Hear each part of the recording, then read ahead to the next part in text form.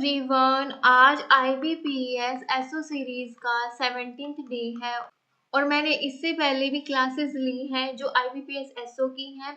अगर आपने अभी तक वो क्लासेस नहीं देखी है तो पहले जाके वो सारी क्लासेस देखिए। और मेरे पास मैसेज आ रहे हैं कि मैम OSD BMS नॉर्मलाइजेशन ये सब भी करा दीजिए। मैं आपको बताना चाहती हूँ कि मैंने एक प्लेलिस्ट बनाई हुई है बैंक की, उसमें आप जाकर देख सकते हो। उसमें आपको ऑपरेटिंग सिस्टम के भी क्वेश्चंस मिलेंगे, DBMS के क्वेश्चन मिलेंगे, क्लाउड कंप्यूटिंग के क्वेश्चन मिलेंगे, हर तरीके के क्वेश्चन आपको मिलेंगे। ठीक है, तो प्लेलिस्ट को जाकर चेक कीजिए। ठीक है, और आज हम करेंगे ऑपरेटिंग सिस्टम के MCQ। ठीक है, तो चलो फिर स्टार्ट करते हैं आज का लेक्चर। फर्स्ट क्वेश्चन क्या है यहाँ पे, the state of a process after it encounters an IO instruction is. कौन से स्टेट है जहाँ पे IO इंस्ट्रक्शन एनकाउंटर होता है? Ready state, block state, idle state, running state. तो ये IO इंस्ट्रक्शन किस में होती है? IO इंस्ट्रक्शंस को कंप्लीट करने के लिए कौन से स्टेट में जाते हैं? ब्लॉक स्टेट में जाते हैं। ठीक है, ब्लॉक स्टेट बोलते हैं, वेटिंग स्टेट जिसको बोलते हैं। ओके, देखो जैसे कि यहाँ पे क्या होता है, न्यू, फिर है रेडी स्टेट, फिर कौन सी है, रनिंग स्टेट, टर्मिनेट,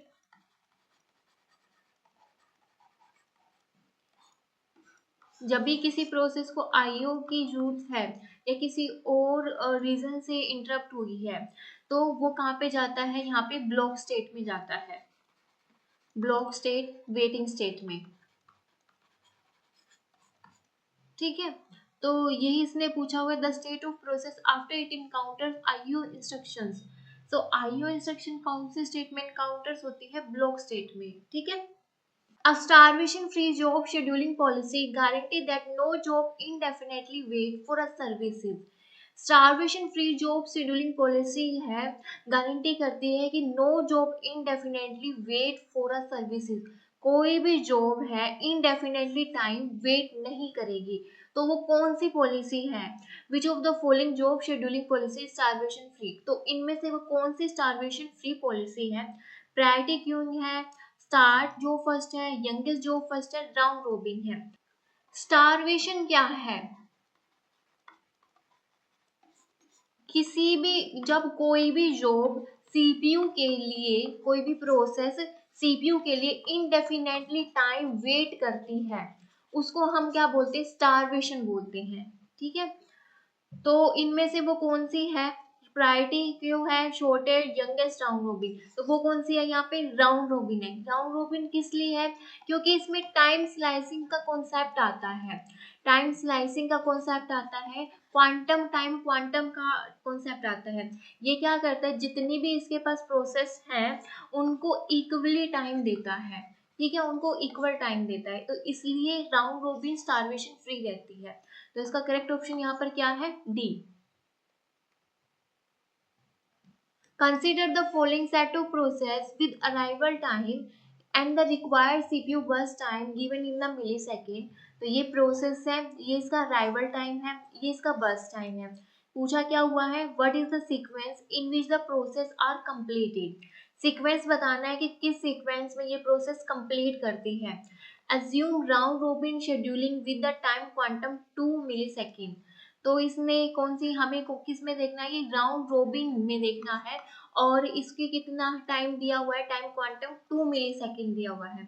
तो यहाँ पे सबसे पहले हम क्या बनाते हैं? गैंट चार्ट बनाते हैं। ठीक है, तो सबसे पहले कौन सी प्रोसेस है? P1। तो इसका अराइवल टाइम क्या है? यहाँ पे 0। ठीक है, और कितना टाइम चलाना है? 2 टाइम चलाना है।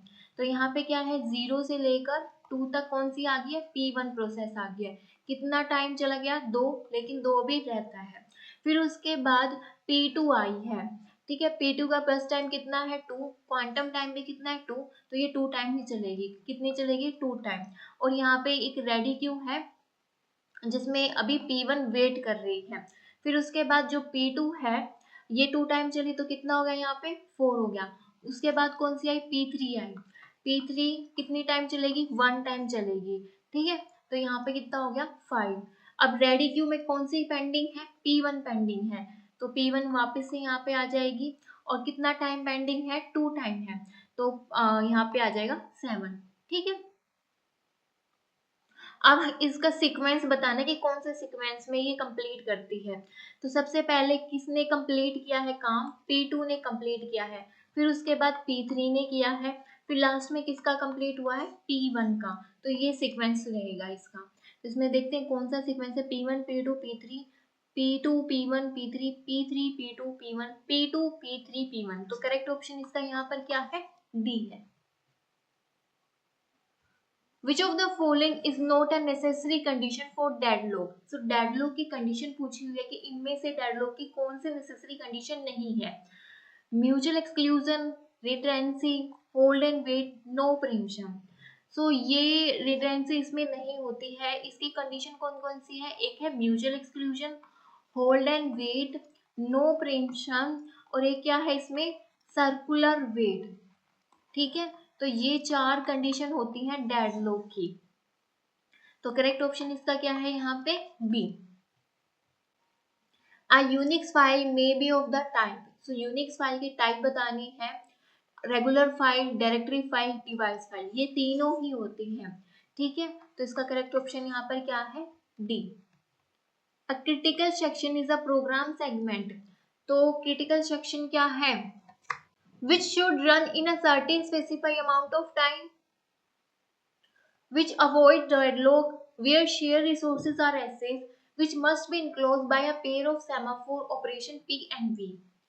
तो क्रिटिकल सेक्शन क्या है, क्रिटिकल सेक्शन है एक पार्ट है प्रोग्राम का, ठीक है, part of the programme,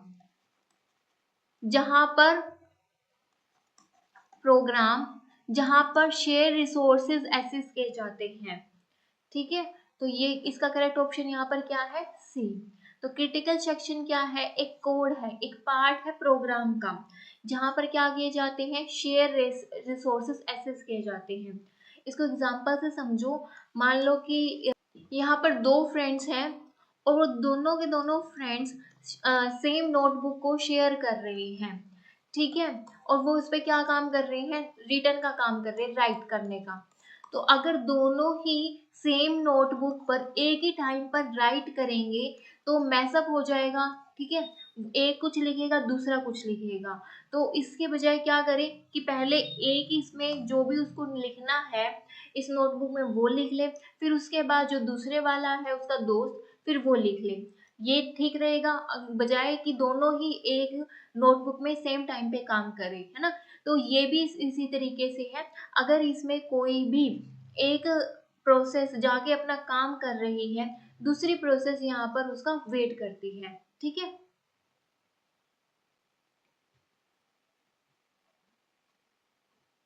Critical section is the part of program where shared resources are accessed by a process, ठीक है, जहाँ पे shared resources कौन access करता है, process. It also contains shared variable and shared data। सारे के ये क्या रखते हैं, शेयर वेरिएबल को, शेयर डाटा को भी रखते हैं। और rest of the portion program का क्या होता है, नॉन क्रिटिकल सेक्शन होता है, ठीक है। Dash is the heart of an operating system. Operating system का हार्ट क्या है, सॉफ्टवेयर है, प्रोग्राम है, सीपीयू है, कर्नल है।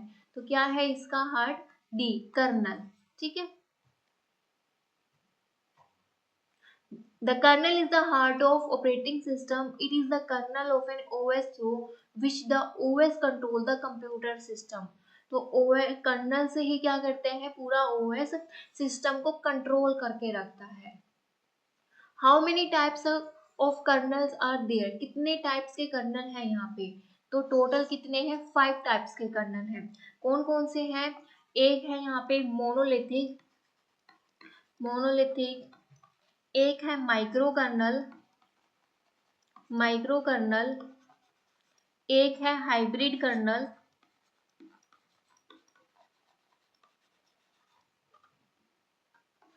एक है नैनो कर्नल, एक है एक्सो कर्नल, ठीक है। तो ये 5 टाइप के कर्नल्स हैं। नेक्स्ट क्वेश्चन देखो, in which type of kernel does the entire operating system run as a single program. तो कौन सा ऐसा कर्नल है जो कि सारा का सारा ऑपरेटिंग सिस्टम एक सिंगल प्रोग्राम में रन होता है, जिसमें मोनोलिथिक कर्नल है, माइक्रो कर्नल है, हाइब्रिड कर्नल है। तो वो कौन सा कर्नल है, यहाँ पे मोनोलिथिक कर्नल है। ठीक है, माइक्रो कर्नल में क्या होता है, सिर्फ सिर्फ कोर फंक्शंस इसमें रन होते हैं, कोर फंक्शंस इसमें रन होते हैं। ठीक है, जैसे सीपीयू से रिलेटेड हो गया, इंटर प्रोसेस से रिलेटेड हो गया, ठीक है, मेमोरी से रिलेटेड हो गया, और बाकी अनदर में यूजर कर्नल में होंगे। हाइब्रिड में क्या होता है, जिसमें मोनोलिथिक और माइक्रो कर्नल दोनों का मिक्सअप होता है। Okay, dash refers to putting data of various IO jobs in the buffer. Spooling, memory buffer, processor memory, various IO jobs को बफर में रखना, इसको हम क्या बोलते हैं, स्पूलिंग बोलते हैं। ठीक है, spooling refer to putting data of various IO job in the buffer. This buffer is a special area in memory. तो ये बफर का जो स्पेशल एरिया वो कहाँ पे है, मेमोरी के अंदर। What is the formula to find the disk access time? तो disk access time बताना हमें, इसका फॉर्मूला क्या है। और मैं आपको बता रही हूँ कि मैंने ऑपरेटिंग सिस्टम के क्वेश्चन जब लास्ट टाइम पे 2024 में एग्जाम हुआ था, मैंने तभी भी काफ़ी सारे क्वेश्चंस कराए थे। मैंने पूरी प्लेलिस्ट बनाई हुई है, वहाँ पे भी आप जाके चेक कर सकते हो। ठीक है, तो इसका फॉर्मूला क्या है डिस्क एक्सेस टाइम का, disk access time, seek time, rotation, latency, transfer time. ठीक है, तो यही है इसका करेक्ट ऑप्शन। इसका क्या है यहाँ पे ए, माइनस कुछ नहीं करते हैं, क्या करते हैं, प्लस करते हैं। A part of a computer program that perform a well-defined task is known as part of computer program. Computer program का पार्ट जो क्या परफॉर्म करता है, वेल डिफाइंड टास्क परफॉर्म करता है। Software, process, algorithm, thread. तो वो क्या है, एल्गोरिथम। एल्गोरिथम में क्या होता है, एकदम नीट एंड क्लीन काम होता है, प्रॉपर से वेल डिफाइंड होता है। ठीक है, तो करेक्ट ऑप्शन इसका क्या है यहाँ पे, C. What are schedulers. Schedulers क्या है यहाँ पे, schedulers are the special software that handle process scheduling in various way। Scheduler क्या है, एक स्पेशल सॉफ्टवेयर है जो क्या हैंडल करता है, प्रोसेस शेड्यूलिंग को करता है इन डिफरेंट वेज। ठीक है, scheduler are the process that manage queues, queues नहीं, scheduler are the system that schedule the process. तो इस शेड्यूलर का काम क्या है, इसका करेक्ट ऑप्शन क्या है, ए। और शेड्यूलर का काम क्या है कि ये डिसाइड करेगा कि कौन सी प्रोसेस कब रन होगी, और ठीक है, कौन सी प्रोसेस कब रन होगी और कितने टाइम तक होगी, हाउ लॉन्ग। तो ये कौन डिसाइड करता है, शेड्यूलर डिसाइड करता है। क्लियर, इसका सिर्फ काम क्या होता है कि कौन सी प्रोसेस कितने टाइम तक रन होगी। ठीक है, कौन सी प्रोसेस सबसे पहले, कौन सी प्रोसेस को सबसे पहले सीपीयू मिलेगा, और उस वो प्रोसेस कितने टाइम तक रन होगी, कितना टाइम वो सीपीयू में ले सकती है। How many types of scheduler are there. तो कितने टाइप्स के यहाँ पे शेड्यूलर्स हैं, 5 टाइप्स, 3 टाइप्स, 2 टाइप, 4 टाइप। तो यहाँ पे कितने टाइप्स के शेड्यूलर हैं, 3 टाइप्स के। करेक्ट ऑप्शन यहाँ पर क्या है इसका, बी। कौन कौन से हैं, एक है long term scheduler, long term scheduler, एक है यहाँ पे mid term scheduler, mid term scheduler, एक है यहाँ पे शॉर्ट टर्म शेड्यूलर। ठीक है, What is the primary objective of CPU scheduler। तो CPU scheduler का क्या प्राइमरी ऑब्जेक्टिव है, अभी मैंने आपको बता दिया। The primary objective of the CPU scheduler is to provide a balanced mix of job। ठीक है, the primary objective of the CPU scheduler is to increase system performance in accordance with the chosen set of criteria। तो इसका main काम क्या है, system की performance को increase करना है। ठीक है, प्रॉपर से सेट करना है कि कौन सा कब कौन सी प्रोसेस को कब रन करना है, कैसे रन करना है, कौन कितना टाइम ले रहा है, किसको कितना टाइम देना है, ठीक है। हाई प्रायोरिटी को फर्स्ट करना है, लो को बाद में, तो वो सारा काम कौन करता है, सीपीयू शेड्यूलर करता है। तो करेक्ट ऑप्शन इसका क्या है यहाँ पे, B. Suspend CPU scheduler is to suspend the suspend नहीं, the objective of the CPU scheduler is to decrease the traffic of process नहीं, बल्कि वो इंक्रीज करेगा ना ट्रैफिक को, ताकि सीपीयू का अच्छे से ज्यादा यूटिलाइजेशन हो सके। डिक्रीज क्यों करेगा वो प्रोसेस को। How many types of process states are there,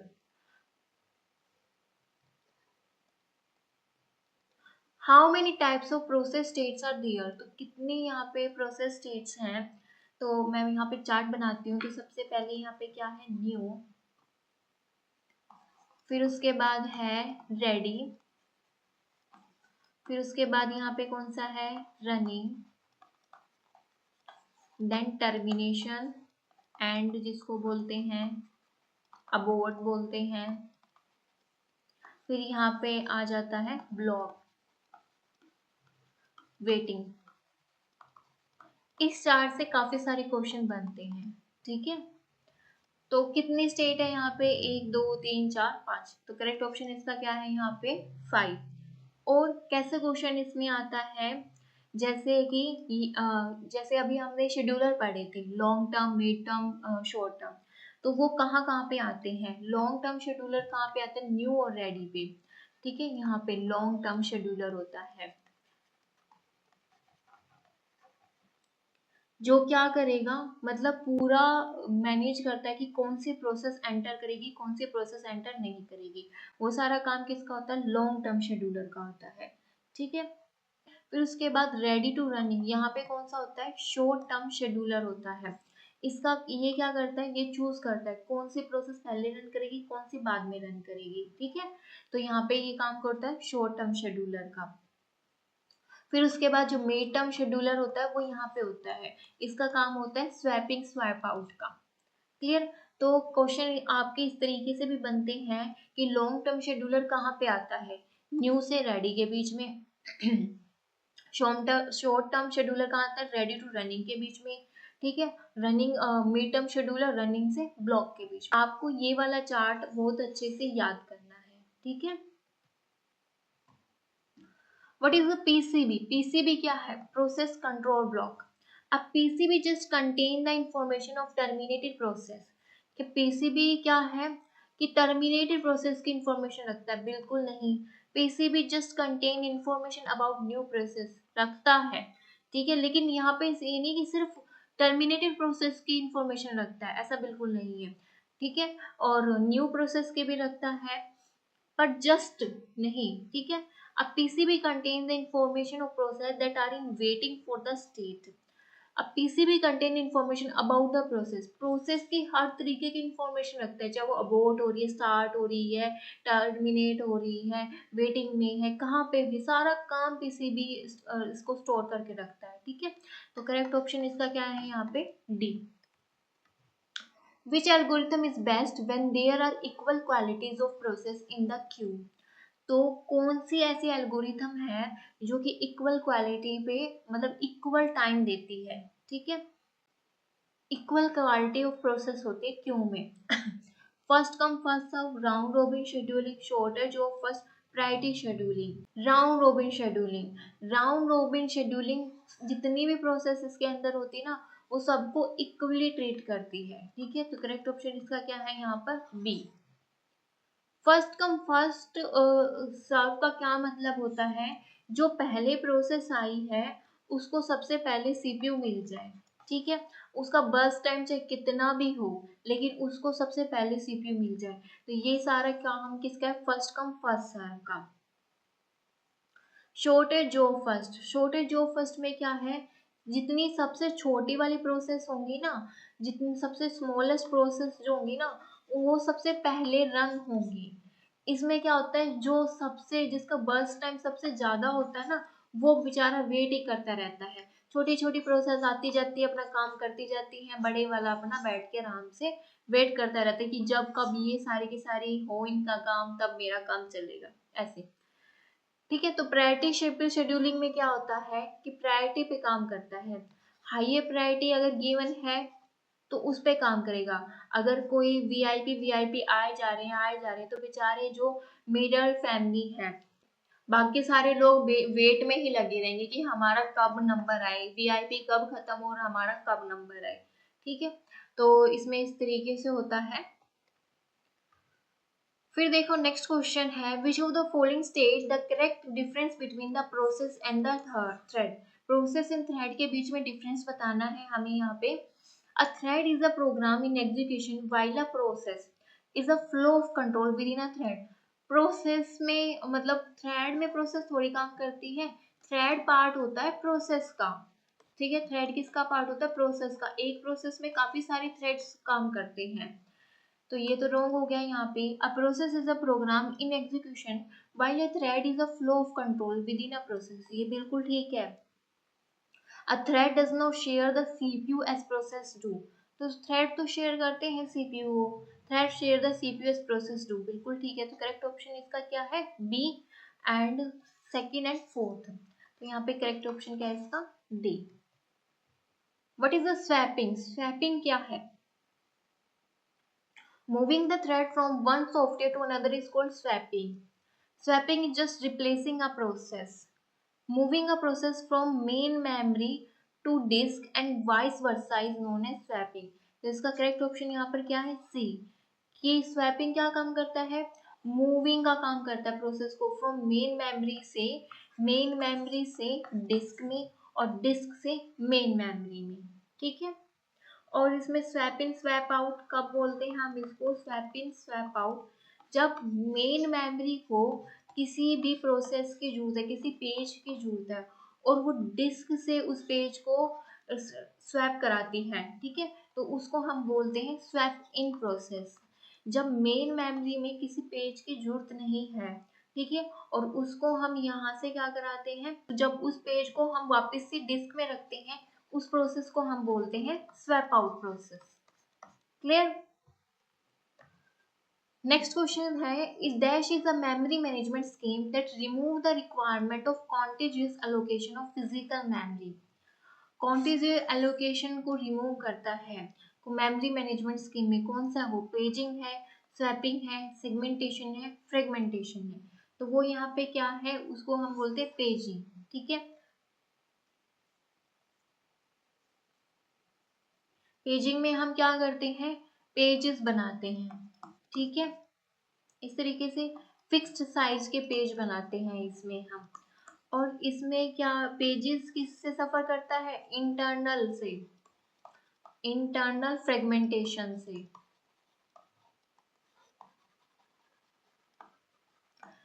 कैसे, देखो यहाँ पर एक पेज है, ठीक है, और ये प्रॉपर ये पेजेस का जो साइज होता है ना वो फिक्स्ड होता है। तो जैसे यहाँ पे 5 KB के सारे पेजेस हैं, और यहाँ पे एक प्रोसेस आई जिसका क्या साइज था, 4 का। ठीक है, फिर दूसरी प्रोसेस आई जिसका कितना था, 5 का साइज। फिर उसके बाद दूसरी प्रोसेस आई जिसका साइज कितना है, 3 का। फिर दूसरी प्रोसेस जिसका साइज कितना है, 5 का। अब क्या है, जो 4 है इसमें कितना साइज रह गया है, 1 का साइज रह गया, 1 का साइज रह गया है। और P2 में किसका साइज रह गया है, यहाँ पे 2 का साइज रह गया है। तो इस तरह की प्रॉब्लम को हम क्या बोलते हैं, इंटरनल फ्रेगमेंटेशन बोलते हैं। क्या बोलते हैं इसको, हम इंटरनल फ्रेगमेंटेशन बोलते हैं। ठीक है, तो करेक्ट ऑप्शन इसका क्या है यहाँ पे, ए। Dash is the technique that allow the execution of the process that may not be completely in memory, जो कि completely memory में नहीं है। वो कौन से है यहाँ पे, virtual memory, segmentation, memory management unit, cache. तो वो उसका तो ये कौन सी है, वर्चुअल मेमोरी है। ठीक है, तो इसका करेक्ट ऑप्शन यहाँ पर क्या है, A, virtual memory. Dash is simply a variable that is non-negative and shared between threads. Critical variable, semaphore, process variable, global variable. तो उसको हम क्या बोलते हैं,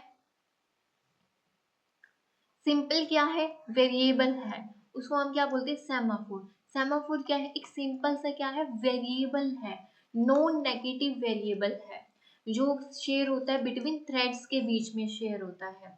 और सेमाफोर को यहाँ पे तो दो टाइप्स होते हैं सेमाफोर के, कौन से होते हैं, एक होता है यहाँ पे बाइनरी सेमाफोर होता है, एक होता है यहाँ पे काउंटिंग सेमाफोर होता है, ठीक है।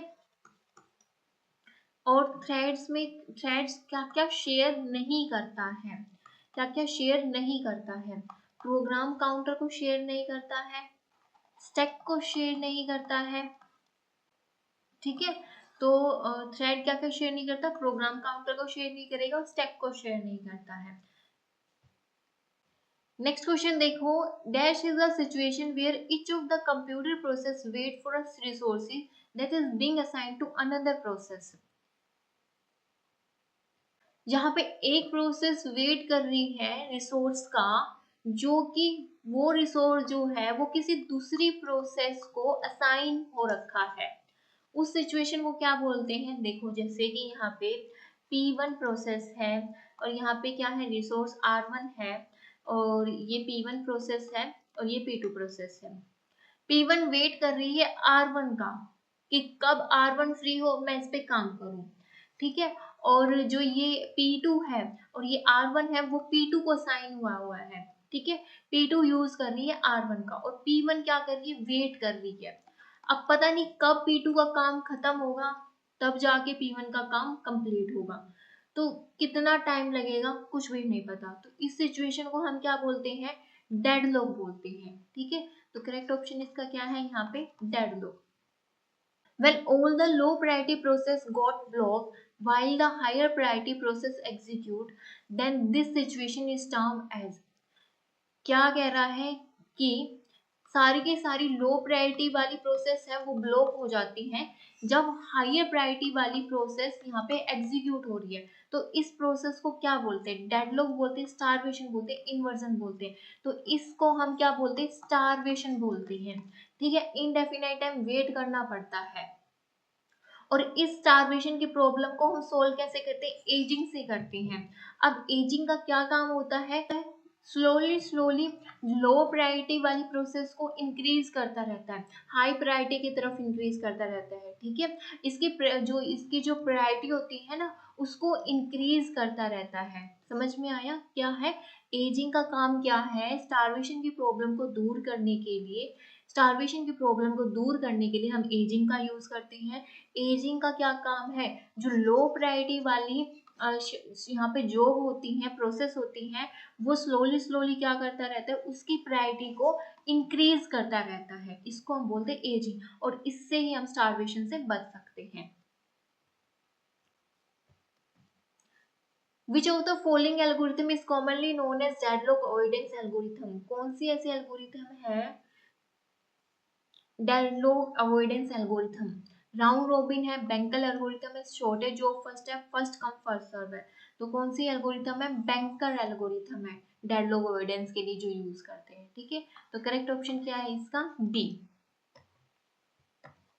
Dash is the condition that takes place when two or more programs change their state continuously with neither program making process। कौन सी वो कंडीशन है जहाँ पे दो और दो से ज्यादा प्रोग्राम क्या करते रहते हैं, अपनी स्टेट को चेंज करते रहते हैं कॉन्टिन्यूसली। तो उससे क्या होता है, प्रोग्राम में उस प्रोग्राम में कोई भी प्रोग्रेस नहीं होती।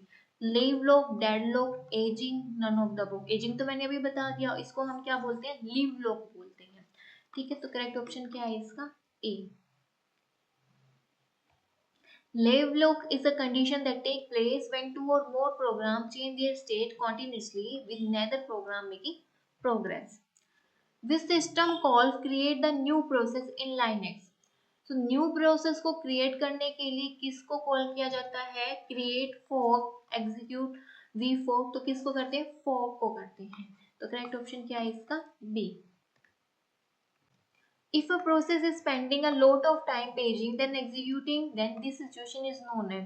क्या कह रहा है ये, कि जब कोई भी प्रोसेस ज्यादा से ज्यादा टाइम किस पे लगा रही है, पेजिंग पे लगा रही है। ये क्या है, मेन मेमोरी। इसमें कोई भी पेज जब हमें नहीं मिलता तो हम इसको किस में सर्च करते हैं, डिस्क में सर्च करते हैं। ठीक है, इसी को हम बोल रहे हैं पेजिंग। यहाँ पे जब कोई भी प्रोसेस हमें नहीं मिल रहा, पेज नहीं मिल रहा, तो हम किस में सर्च कर रहे हैं, डिस्क में। ठीक है, फिर बार बार हम यही काम करते रहते हैं, तो उसको हम बोलते हैं क्या, तो उसको हम क्या बोलेंगे, उसको हम बोलते हैं थ्रेशिंग। ठीक है, और जब कोई पेज इसमें मेन मेमोरी में नहीं मिलता, उसको हम क्या बोलते हैं, पेज फोल्ड बोलते हैं। क्या बोलते हैं, पेज फोल्ड बोलते हैं। देखो एक टाइम के बाद क्या होता है कि जो प्रोसेस सीपीयू है वो लगेगा कि वो काम कर रहा है, ऐसा है। ठीक है, लेकिन उसका जो सीपीयू का यूटिलाइजेशन है ना वो कम हो जाएगा, क्योंकि सारा का सारा टाइम तो वो किस में लगा रहा है, पेजिंग में लगा रहा है। ठीक है, तो इस प्रॉब्लम को हम क्या बोलते हैं, थ्रैशिंग बोलते हैं। क्लियर, जब ज्यादा से ज्यादा सीपीयू किस पे लगाए काम, पेजिंग पे लगाए। ठीक है, पेज लोड कराने में इसको, ठीक है, पेज लोड कराने में, तो उसको हम क्या बोलते हैं, थ्रेशिंग बोलते हैं। If a process is spending a lot of time paging then executing, then this situation is known as thrashing. If a process fails, most operating system write the error information to R. अगर process fail हो जाती है तो most the operating system कहाँ पे error की information right करते हैं, न्यू फाइल में, अनदर रनिंग प्रोसेस में, लॉग फाइल में। कहाँ पे करते हैं, लॉग फाइल में करते हैं। ठीक है, multitasking in operating system allows for, multitasking क्या है ऑपरेटिंग सिस्टम में, multiple user to share a single devices, a single user to perform multiple task at a time. तो क्या है मल्टीटास्किंग, एक टाइम पे एक यूजर जो है मोर देन वन टास्क करे, मोर देन वन टास्क करे, उसको हम क्या बोलते हैं, मल्टीटास्किंग बोलते हैं। करेक्ट ऑप्शन इसका क्या है यहाँ पर, बी। कंटेक्स्ट स्विचिंग क्या है, कॉन्टेक्स्ट स्विचिंग क्या है, the process of saving and restoring the state of CPU so that multiple process can share the single CPU resources. ठीक है, the act of switching between different application by the user, no, a method नहीं। तो correct option इसका यहाँ पर क्या है, ए। देखो क्या है इसका मतलब, यहाँ पर देखो ए प्रोसेस ए है, ठीक है, वो यहाँ पर आई है, पूरा अपना काम कर रही है, उसके बाद यहाँ पर अराइव हो जाती है, यहाँ पर बी प्रोसेस आ जाती है। तो अब ए प्रोसेस जो है वो उसका भी आधा ही काम हुआ है। ठीक है, तो उस उतने ही बीच में यहाँ पर क्या आ गई है, बी प्रोसेस आ गया, क्योंकि इसकी प्रायोरिटी जो थी वो हाई थी। अब ए प्रोसेस जो थी उसकी जो प्रायोरिटी थी वो लो थी as compare to B process. तो अब उस ए प्रोसेस को यहाँ से आउट होना पड़ा। ठीक है, तो ये वापस से किस में आ गई है, रेडी स्टेट में आ गई है। ठीक है, तो अब जब बी प्रोसेस का काम खत्म होगा उसके बाद कौन सी प्रोसेस आएगी, ए प्रोसेस आएगी, है ना। तो अब इस बीच में ए प्रोसेस जो वो सारा का सारा काम अपना स्टार्टिंग से शुरू करेगी, या जहाँ पे छोड़ा था वहां से शुरू करेगी, वहीं से शुरू करेगी जहाँ पे उसने छोड़ा था। तो वो सारा का सारा काम कहीं पे तो स्टोर हो रहा है ना, तो उसको हम बोलते हैं कॉन्टेक्स्ट स्विचिंग। ठीक है, तो इसको हम क्या बोलते हैं, कॉन्टेक्स्ट स्विचिंग बोलते हैं। ठीक है, तो यही भी लिखा हुआ है, the process of saving and restoring the state of CPU. तो इसके जो काम है, तो इसके जो स्टेट है उसको रिस्टोर करके रखता है, सो जिससे क्या मल्टीपल प्रोसेस शेयर कर सकते हैं सिंगल सीपीयू रिसोर्स को। ठीक है, और इसमें इस तरीके का भी क्वेश्चन आता है, जैसे ये यहाँ पे हमें दे दिया है राउंड रोबिन का। ठीक है, कोई भी एग्जांपल ले लेते हैं, जैसे मैंने राउंड रोबिन का लिया है, तो यार एग्जामिनर से पूछ सकता है कि इसमें कितने कॉन्टेक्स्ट स्विचिंग हुए हैं। तो जैसे मैं नॉर्मल से ले रही हूँ, तो इस तरीके से आप यहाँ पे जितनी बार भी स्विच हुआ है उस सबको काउंट करके बताओगे कि कितने इसमें कॉन्टेक्स्ट स्विचिंग हुए हैं। ठीक है, in operating system and semaphore is, operating system में सेमाफोर क्या है, अ टाइप ऑफ मैलवेयर है, सिंगल मैकेनिज्म है, a low level programming language है, एंड आईओ डिवाइस ड्राइवर है। तो क्या है, एक सिंगल सिग्नल मैकेनिज्म है। ठीक है, तो करेक्ट ऑप्शन इसका क्या है यहाँ पे, B. What does restarting an operating system do, तो क्या करती है ऑपरेटिंग सिस्टम रिस्टार्ट के लिए? रिस्टार्ट ऑल द प्रोसेस, सारी प्रोसेस को रिस्टार्ट करेगी। Shut down the operating system completely, या फिर ऑपरेटिंग सिस्टम को ही शट डाउन करेगी? बिल्कुल नहीं करेगी ऑपरेटिंग सिस्टम को shut down. Terminate all running program completely, सारी की सारी प्रोसेस को, प्रोग्राम को टर्मिनेट कर देगी? नहीं, क्या करेगी? सारी की सारी प्रोसेस को रिस्टार्ट करेगी। ठीक है, तो करेक्ट ऑप्शन इसका क्या है यहाँ पर? ए। What is a compaction refers? compaction क्या काम करती है? तो a technique for overcoming internal fragmentation, a paging technique, a technique for overcoming external fragmentation, a technique for compression the data। तो एक्सटर्नल फ्रेगमेंटेशन देखो, यहाँ पे एक प्रोसेस है P1, इसका साइज यहाँ पे क्या है 10, इसका साइज यहाँ पे 20 है, इसका साइज यहाँ पे 30 है। ठीक है, तो यहाँ पे एक P1 प्रोसेस है जिसने पूरा का पूरा 10 साइज लिया है, फिर यहाँ पे एक P2 प्रोसेस है जिसने पूरा 20 लिया, फिर P3 प्रोसेस है। ठीक है, फिर उसके बाद यहाँ पर एक प्रोसेस आई है, वो कौन सी है? वो P4 प्रोसेस है जिसका साइज कितना है 40 है। ठीक है, और P1 प्रोसेस का काम हो गया है यहाँ से डन, P3 का हो गया यहाँ से डन। तो ये भी कम्प्लीटली खाली है और ये भी कंप्लीट खाली है। तो हमारे पास टोटल साइज वैसे देखा जाए तो कितना है 40, लेकिन ये जो साइज है वो नॉन कॉन्टिजियस है, एक साथ ये साइज नहीं है। ठीक है, और हमारे पास P4 को कितना चाहिए 40।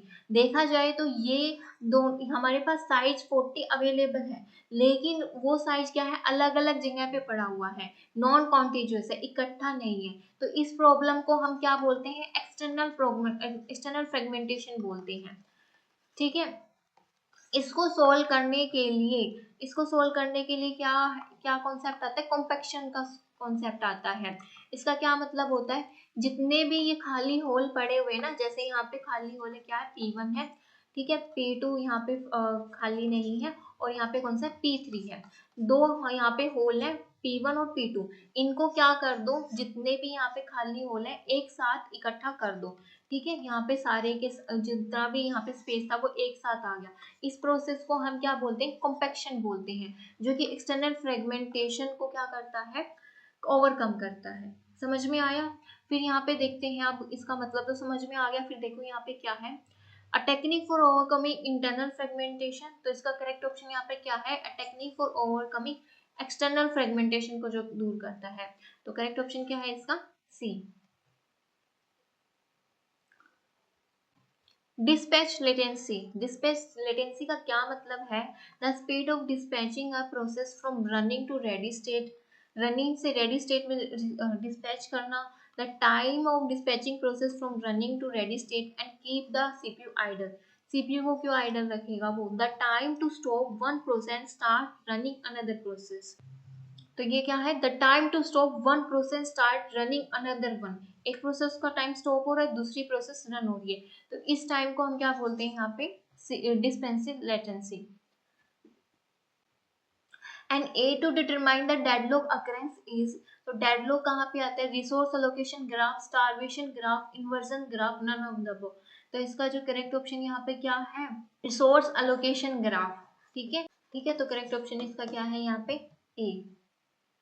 तो resource allocation graph is use to detect deadlock. Deadlock को डिटेक्ट करने के लिए हम इसका यूज करते हैं। नेक्स्ट क्वेश्चन देखिए, consider the following page reference stream. तो ये इसको मैं लास्ट में कराऊंगी इकट्ठा, पहले इसको देखो। Which of the following algorithm define time quantum. Time quantum बताना है। टाइम क्वांटम के लिए कौन सी एल्गोरिथम है? शॉर्टेज जॉब्स नहीं है, round robin, priority scheduling, multi level. तो कौन सी है? राउंड रोबिन यूज होती है इसमें। ठीक है, the hardware implementation which provide mutual exclusion is. तो हार्डवेयर इम्प्लीमेंटेशन कौन सा है जो म्यूचुअल एक्सक्लूजन प्रोवाइड कराता है? Semaphore, test and set instruction, both. तो वो कौन सा है? टेस्ट एंड सेट इंस्ट्रक्शन है, वो है हार्डवेयर इम्प्लीमेंटेशन। ठीक है, करेक्ट ऑप्शन क्या है इसका? बी। और ये किस में आते हैं? प्रोसेस सिंक्रोनाइजेशन में आते हैं। ठीक है, the following C program main for print yes. If we execute this code statement, how many times the string yes will be printed? अगर इस for को रन किया जाए तो ये कितनी टाइम yes को प्रिंट करेगी? तो ये कितनी टाइम करेगी, तो इसके लिए यहाँ पे डायरेक्ट फॉर्मूला है 2 की पावर n। तो यहाँ पे क्या है 2 की पावर n और 4 कितनी है यहाँ पे 2, तो 2 और n की वैल्यू यहाँ पे क्या होगी 2, तो इसका करेक्ट ऑप्शन क्या हो गया 4 टाइम्स रन करेगी। ठीक है, और अगर यहाँ पे चाइल्ड दे रखा हो तो क्या आएगा, अगर इसमें चाइल्ड की वैल्यू पूछी हो तो क्या आएगा 2 की पावर n माइनस में 1। क्लियर। Bellidy anomaly क्या है, page fault rate is constant even on increasing the number of allocated frames. Page fault rate में increase on increasing the number of allocated frame, बिल्कुल ठीक है। पेज फोल्ड रेट इंक्रीज होंगे जैसे ही frames increase होंगे। ठीक है, तो करेक्ट ऑप्शन इसका क्या है यहाँ पे बी। तो देखो कि जो बेलिडी एनोमली है वो प्रॉब्लम किस में आती है, पेज रिप्लेसमेंट में। पेज रिप्लेसमेंट में पेज रिप्लेसमेंट में 3 टेक्निक्स होती है, कौन कौन सी होती है, एक होती है फीफो, एक होती है यहाँ पे LRU, एक होती है ऑप्टिमल वाली। ठीक है, तो ये इसमें आता है फीफो में। कैसे, देखो फीफो यहाँ पे क्या है, मतलब इसका क्या है फर्स्ट इन फर्स्ट आउट।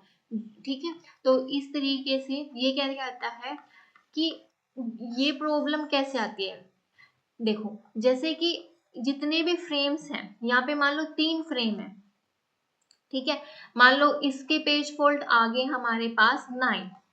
ठीक है, अब इसके जो फ्रेम्स हैं अगर मैं इसका साइज 3 से 4 कर दूं इस तरीके से, तो अब जो फ्रेम्स है, जो अब पेज फोल्ड है वो ज्यादा आने चाहिए या कम आने चाहिए। देखा जाए तो अब हमने क्या किया है, फ्रेम्स का नंबर जो है वो इंक्रीज किया है। यहाँ पे फ्रेम्स कितने थे 3 थे, यहाँ पे फ्रेम कितने 4 है। तो देखा जाए तो ये जो पेज फोल्ड है वो ज्यादा होनी चाहिए, पेज फोल्ड जो है वो कम होनी चाहिए, है ना, क्योंकि हमने क्या कर दिया है इसमें फ्रेम्स को ज्यादा कर दिया। लेकिन ऐसा नहीं है, ये क्या होता है, जितने ज्यादा फ्रेम्स इंक्रीज होते जाएंगे उतनी ज्यादा पेज फोल्ड भी इंक्रीज होते जाएंगे। ठीक है, इसी प्रॉब्लम को हम बोलते हैं बेलिडी एनोमली प्रॉब्लम। ठीक है, क्लियर, समझ में आई बात। बेलिडी एनोमली प्रॉब्लम क्या है, वो फीफो में अक्कर होती है, और इसका क्या मतलब है, जितने ज्यादा फ्रेम्स का साइज बढ़ता जाएगा उतने ज्यादा पेज फोल्ड बढ़ते जाएंगे। ठीक है, for the real time operating system which of the following is the most suitable scheduling scheme. Real time operating system के लिए कौन सी CPU शेड्यूलिंग बेस्ट है, यहाँ पे round robin, primitive scheduling, first come first serve, random scheduling. तो यहाँ पे कौन सी शेड्यूलिंग बेस्ट है, प्रिमिटिव शेड्यूलिंग। प्रिमिटिव और नॉन प्रिमिटिव क्या होती है, प्रिमिटिव शेड्यूलिंग, प्रिमिटिव और नॉन प्रिमिटिव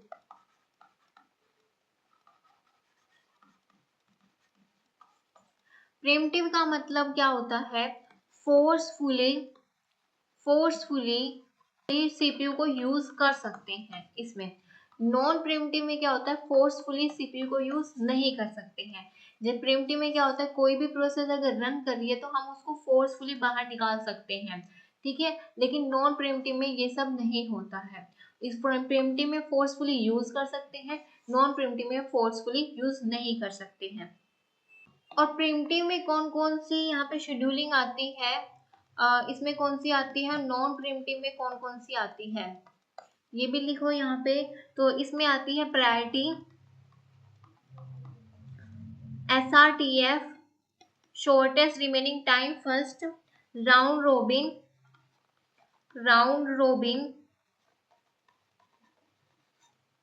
ठीक है, round robin, longest remaining time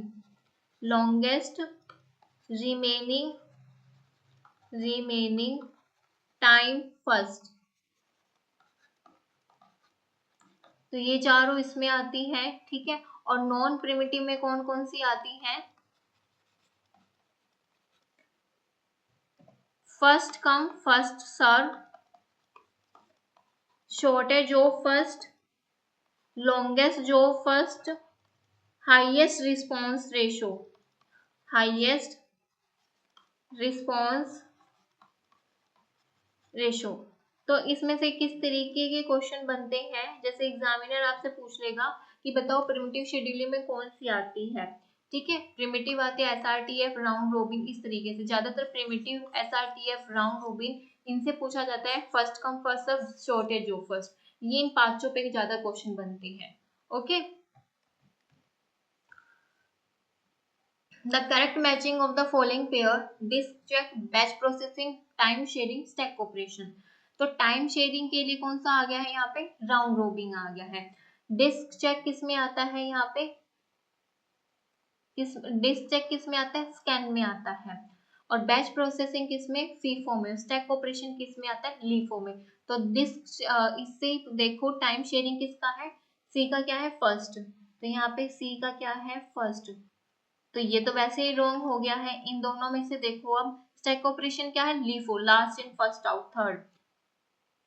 तो करेक्ट ऑप्शन क्या है इसका, यहाँ पर D. Which is the correct definition of a valid process transition in operating system? Valid process बताना है transition, तो wake up में क्या है, ready to running, ready से state से running state में जाना। dispatch में क्या है, ready से running में। block में क्या है, ready से running में। ठीक है, timer run out में क्या है, ready से running में। तो वेकअप में क्या है, रेडी से रनिंग। तो यहाँ पे देखो वेकअप में आएगा स्टार्ट में, स्टार्ट से रेडी में जब जाते हैं, न्यू से जब हम जाते हैं। डिस्पैच तो बिल्कुल ठीक है, या रेडी से रनिंग में जाते हैं, इसको हम क्या बोलते हैं, डिस्पैच। ठीक है, और यहाँ पे और क्या था, ब्लॉक। ब्लॉक से कब, ये यहाँ पे रॉन्ग है, टाइम रन आउट। जब टाइम रन आउट होता है तो किधर जाते हैं, रनिंग से ब्लॉक में जाते हैं। ठीक है, तो ये भी यहाँ पे रॉन्ग है। तो करेक्ट इसमें सिर्फ एक ही है, वो कौन सी है, डिस्पैच। करेक्ट ऑप्शन क्या है इसका, B. Page fault, page fault क्या है, मैंने अभी बताया था आपको, occurs when a program access or an available page on memory is an error in a specific page, is a reference to a page belonging to another program, occurs when a program accesses a page not currently in memory। कब आकर होता है, जब page जो है वो memory में नहीं है। ठीक है, जो पेज जिस पेज की जरूरत है हमें, और वो पेज मेमोरी में ही नहीं है, तो उसको हम क्या बोल देंगे, पेज फोल्ड। ठीक है, और फिर इसको कौन सी कहाँ पे हम सर्च करेंगे, डिस्क में सर्च करेंगे। और डिस्क से मेमोरी में इसको लोड कराने को हम क्या बोलते हैं, स्वैपिंग बोलते हैं। ठीक है, और जब इसका काम कंप्लीट हो जाएगा, इसको वापस से डिस्क में भेजने को उसको हम क्या बोलते हैं, स्वैप आउट बोलते हैं। क्लियर, तो करेक्ट ऑप्शन यहाँ पे इसका क्या है, D. The primary purpose of an operating system में, प्राइमरी पर्पज क्या है ऑपरेटिंग सिस्टम का, to make more sufficient use of the computer hardware, to allow people to use the computer, to keep system program employ, बिल्कुल नहीं, to make computer easy to use. तो इसका कौन सा है, to make more sufficient use of computer hardware. Correct option इसका क्या है यहाँ पे, ए। What is the name of the operating system that read and reacts in terms of operating system? Batch system, quick response time, real time system, time sharing system. तो इस system को हम क्या बोलते हैं, रियल टाइम सिस्टम बोलते हैं। ठीक है,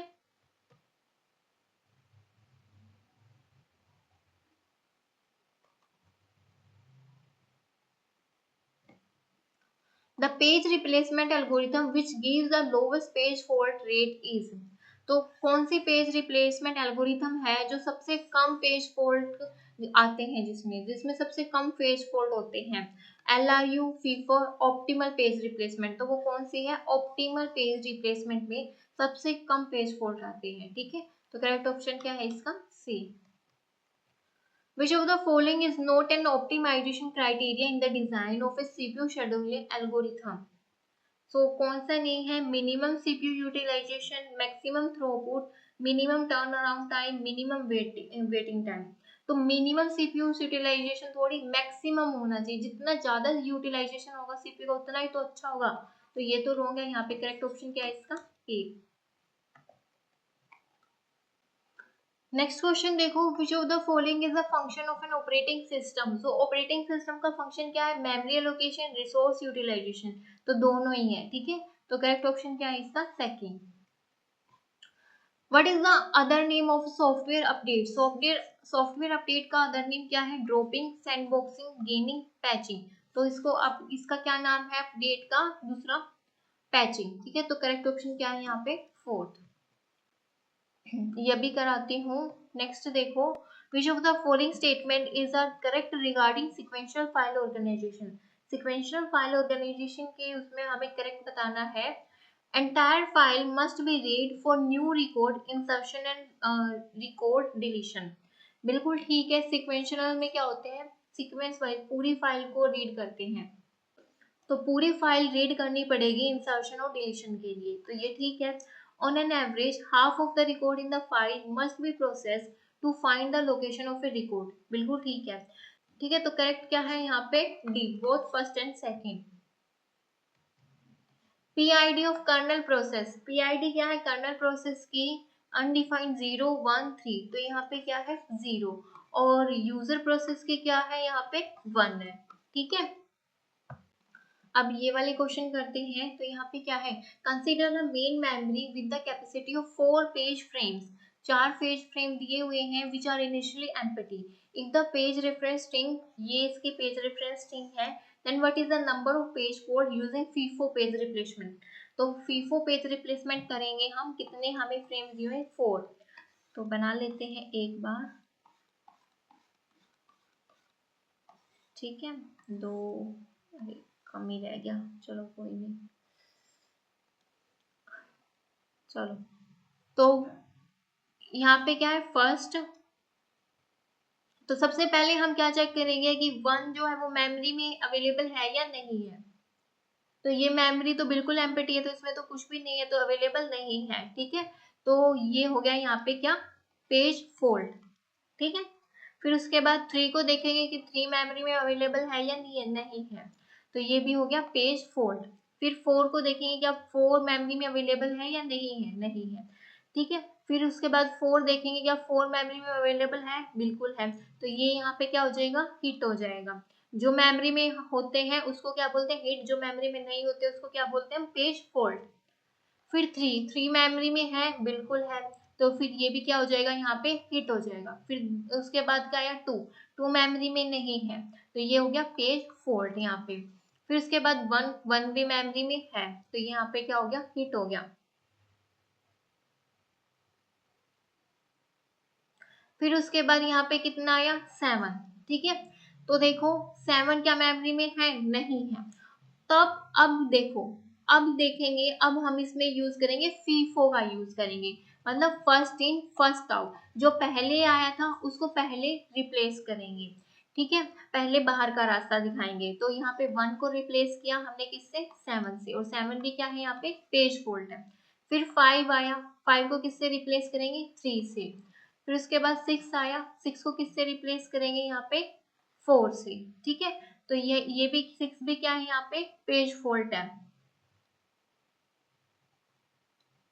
ठीक है, तो टोटल इसमें पेज फोल्ड कितने हुए हैं? अब इसमें पेज फोल्ड यहाँ पे कितने हुए हैं? 1 2 3 4 5, ये तो था 5 6 7, तो टोटल कितने हुए? 7। तो पेज फोल्ड कितने हैं यहाँ पे? टोटल 7। अगर हिट पूछे तो हिट यहाँ पे कितने हुए हैं? 3। वैसे तो जनरली पेज फोल्ड ही पूछता है वो।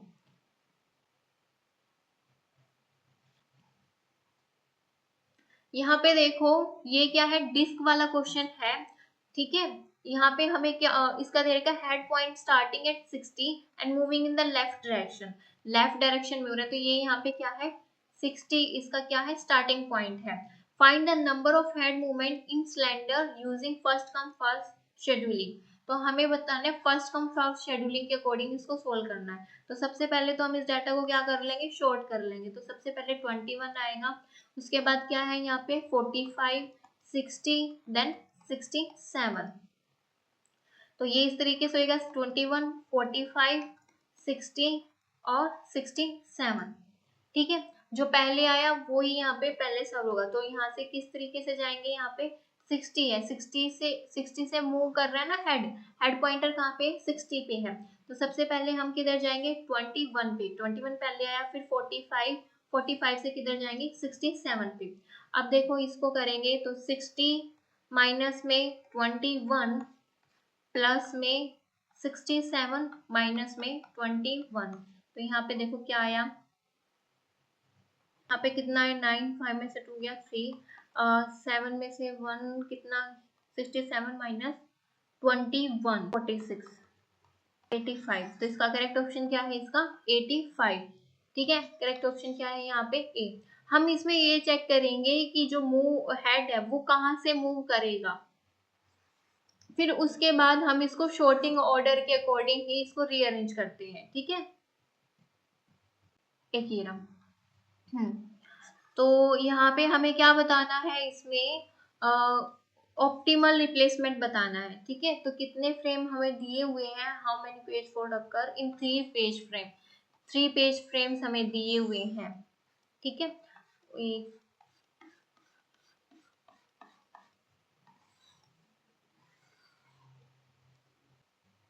तो अब देखो यहाँ पे सबसे पहले क्या है, 0 0 मेमोरी में नहीं है, 9 9 मेमोरी में नहीं है, 0 मेमोरी में है। ठीक है, तो यहाँ पे क्या आ जाएगा, हिट आ जाएगा। 1 1 मेमोरी में नहीं है। अब उसके बाद यहाँ पर क्या आया, 8। अब हम लगाएंगे पे ऑप्टिमल रिप्लेसमेंट। अब यहाँ पे देखो ये मेमोरी में नहीं है, तो हम क्या करेंगे, फ्यूचर की तरफ देखेंगे, आगे की तरफ कौन सा सबसे लास्ट में यूज हो रहा है उसको हम रिप्लेस कर देंगे। ठीक है, 1 देखो 1 अभी यूज हो रहा है यहाँ पे। ठीक है, और यहाँ पे 0 और 9 कोई भी नहीं है, तो 0 9 में से कोई भी कर देंगे। मैं यहाँ पे कर रही हूँ 0 को रिप्लेस। ठीक है, 8 को मैंने यहाँ पे रिप्लेस कर दिया है। फिर देखो 1 जो है 1 मेमोरी में है, 1 मेमोरी में है, यहाँ पे हिट हो गया। 8 मेमोरी में है, हिट हो गया। फिर यहाँ पे देखो 7 7 पे, फिर यहाँ पे आगे की तरफ देखेंगे 8 मेमोरी में है। ठीक है, फिर 1 मेमोरी में है, 9 नहीं है, तो 9 की जगह यहाँ पे क्या आ जाएगा, 7 आ जाएगा। 8 7 1। फिर उसके बाद मेमोरी में है, हिट आ गया। ठीक है, 7 मेमोरी में है, 1 मेमोरी में है। फिर उसके बाद 2 मेमोरी में नहीं है, फिर से यहाँ से हम चेक करेंगे। 8 तो है, तो 7 भी है। ठीक है, 1 नहीं है, तो 1 को हम रिप्लेस किससे कर देंगे, 2 से कर देंगे। ठीक है, फिर उसके बाद हम किसको देखेंगे, फिर देखो 8 है, 8 मेमोरी में हिट हो गया, 2 मेमोरी में हिट हो गया, 7 मेमोरी में हिट हो गया, फिर 8 मेमोरी में हिट हो गया, 2 मेमोरी में है, हिट हो गया। फिर उसके बाद 3 आया। फिर से हम आगे इसी तरीके से चेक करेंगे, 8 को चेंज नहीं करेंगे, 7 और 2 में से कुछ भी कर देंगे। तो मैं यहाँ पे कर रही हूँ 7 को चेंज। ठीक है, 8 यहाँ पे है, इसकी जगह 3, फिर उसके यहाँ पे 2। ठीक है, फिर देखो 8 मेमोरी में है, हिट हो गया, 3 मेमोरी में हिट हो गया। अब हम इसमें से काउंट करेंगे कितने मेमोरी में है और कितने नहीं है। ये देखो इसमें पेज फॉल्ट क्या है, ये है 1 2 3 4 5 6 7। तो टोटल पेज फॉल्ट कितने हैं यहाँ पे, 7 है। तो करेक्ट ऑप्शन क्या है इसका, ए। ऑप्टिमल में हम ना आगे की तरफ देखेंगे। सिंपल सा रूल क्या है, फ्यूचर की तरफ हमें देखना है, आगे की तरफ हमें देखना है। जो सबसे लास्ट में पेज यूज हो रहा है ना, जो भी मेमोरी में है आपकी, जो सबसे लास्ट में पेज यूज हो रहा है ना, उसको हम रिप्लेस कर देंगे। ठीक है, और एलआरयू में हम क्या करते हैं, पास्ट की तरफ देखते हैं। जो सबसे लास्ट में यूज हो रखा होता है ना, उसको हम रिप्लेस कर देते हैं। इसका एक सिंपल सा फंडा यही है। ठीक है, तो करेक्ट ऑप्शन इसका क्या हो गया, ए। तो आज के लिए सिर्फ इतने ही क्वेश्चन हैं, और बाकी मैंने आपको बताया ही है कि मैंने ऑपरेटिंग सिस्टम के और भी क्वेश्चंस कराए हुए हैं, क्लाउड कंप्यूटिंग क्वेश्चन कराए हुए हैं। आप प्लेलिस्ट जाके चेक कर लीजिए। ठीक है, और कल मैं सॉफ्टवेयर पे वीडियो बनाऊंगी, सॉफ्टवेयर इंजीनियरिंग पे, उसके क्वेश्चन कल आपको मिल जाएंगे।